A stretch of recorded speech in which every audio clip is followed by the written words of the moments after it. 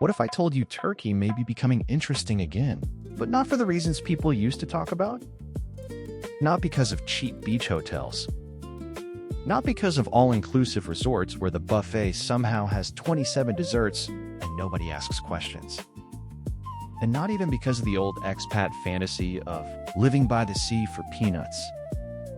Something else happened. Turkey recently floated something that made a lot of people stop scrolling. A potential 20-year tax exemption on foreign source income for qualifying newcomers. 20 years. That is not a typo. And when I saw that, I thought, hold on. Maybe it's time to look at Turkey not as a vacation destination, but as a serious relocation candidate. And that's what this video is. Not fantasy.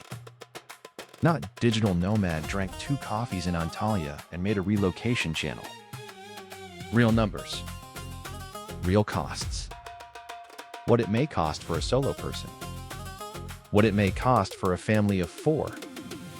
And whether Turkey in 2026 is opportunity or expensive nostalgia. Because I was there myself. Back in 2007. And I have a feeling the Turkey I saw then and the Turkey of today are 2 different planets. Back then, Turkey felt almost like a giant paradox. Ancient and modern. Chaotic and relaxed. European and not. You could drink tea with a shopkeeper, eat like royalty for almost nothing, then be offered to buy a carpet, leather jacket, and apartment in one conversation. Multi-channel sales funnel. Before SaaS. Respect. But let's start with the question everybody clicks for. How much does it actually cost to live in Turkey? And first, let's kill the myth. Turkey is not as cheap as people still think. That old narrative lingers. Reality moved. Inflation happened. Rents moved.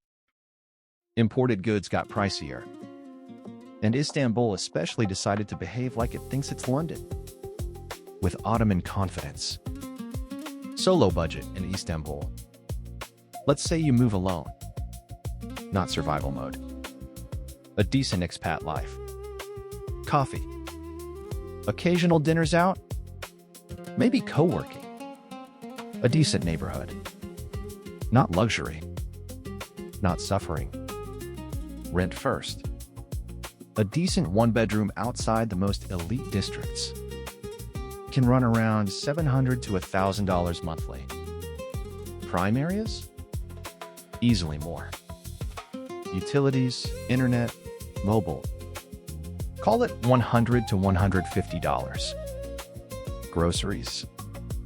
If you cook a lot, maybe $250 to $350.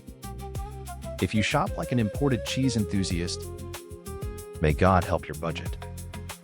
Eating out. Coffee. Random social life. Maybe $200 to $300. Transport. Public transit is affordable. Maybe $50 monthly. Healthcare and random expenses. Let's say $100 to $200. So, realistic solo Istanbul? I'd say $1,400 to $2,000 monthly for comfortable living. Could you do lower? Sure. People always say they can. People also say they can live from 1 suitcase until they want furniture. Solo and Antalya. Now this is where things get interesting. Because Antalya changes the equation. Rent may be closer to $500 to $700. Utilities maybe $100. Groceries $250 to $300. Eating out $150 to $250. Transport cheap. Life slower. Sea nearby. And suddenly, comfortable solo life might happen around $1,100 to $1,400 monthly. That starts becoming very interesting, especially if income comes from abroad. This is where people begin doing relocation math at 2 a.m.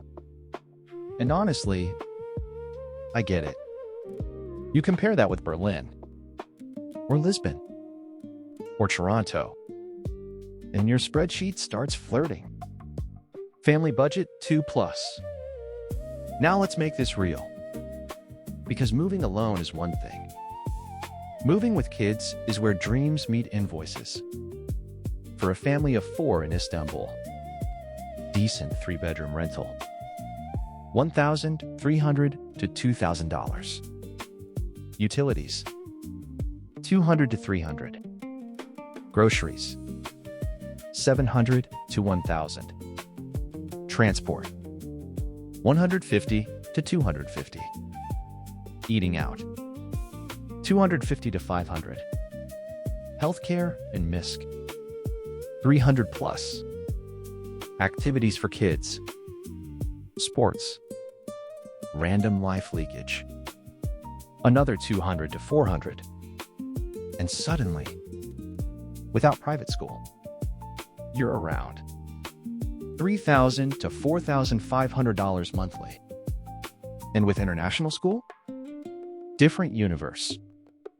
Potentially $5,000 to $7,000 plus. That's where people get surprised.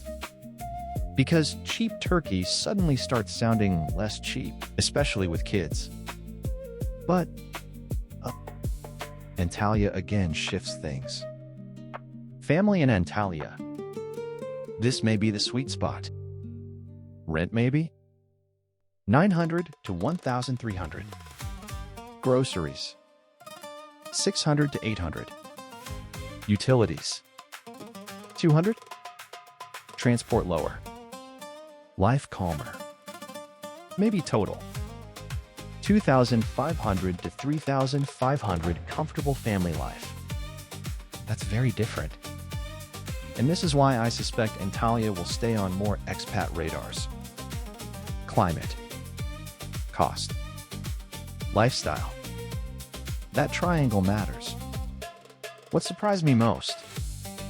Honestly, not prices. That Turkey still has pockets of value. But that the gap between solo and family budgets is much bigger than many assume. That's important. Because many relocation videos hide this. Single-person budgets are not family budgets. Different species. The property question. Now let's talk real estate. Because this got weird. A few years ago, there was almost a frenzy. Buy in Turkey. Invest. Citizenship.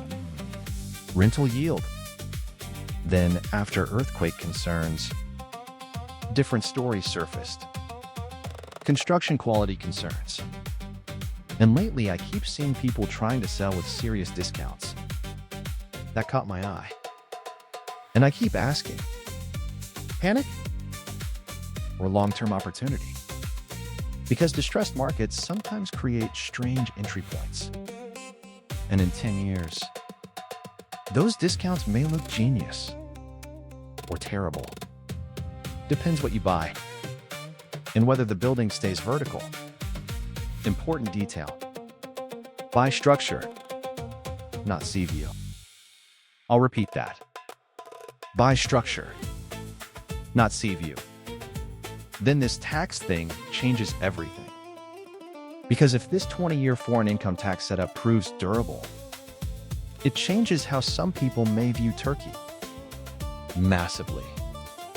Because maybe this is not just cost of living. Maybe it becomes cost of wealth building. Very different conversation. And very few people are framing it that way. Would I move? Interesting question. I'd revisit. For sure. Especially after not being there since 2007. That feels like checking on a friend after 20 years. You expect change. You hope character remained. And I'd probably look hardest at Antalya. Maybe Izmir. Istanbul fascinates me. But I'm not sure I want my blood pressure indexed to Bosphorus traffic. The old all-inclusive joke. And I have to say it, Turkey may be the only place where history, geopolitics, tax arbitrage, and unlimited buffet can somehow belong in one video. That's talent. Used to be all-inclusive. Now maybe all-inclusive plus tax optimization. Civilizations evolve. My honest takeaway: if you're solo earning remotely, Turkey deserves serious research. If your family 2 plus 2, still interesting, but much more nuanced. Especially education, especially housing, especially location. And that word matters. Location. In Turkey, it can change your budget dramatically, sometimes by half. If you dream of changing life, sometimes moving country isn't about paying less. It's about living more. More sun. More dinners outside. More spontaneous conversations. More feeling awake. Sometimes another country doesn't save you. It simply enlarges you. And if some part of you has been quietly wondering whether life could feel wider elsewhere, maybe pay attention. Sometimes the next chapter begins as a practical question about rent and turns into a completely different life. And now I'm curious. Would you rather have a $1,300 solo life in Antalya, or keep paying Western city prices and stay where you are? And for families, would Turkey tempt you more for lifestyle or for that crazy 20-year tax angle? And be honest, if you moved to Turkey, would you go for the tax break, the Mediterranean, or are you secretly still here for the all-inclusive dessert table? Tell me in the comments. I really want to know. And until next time, maybe your next home is hiding somewhere warmer than you think.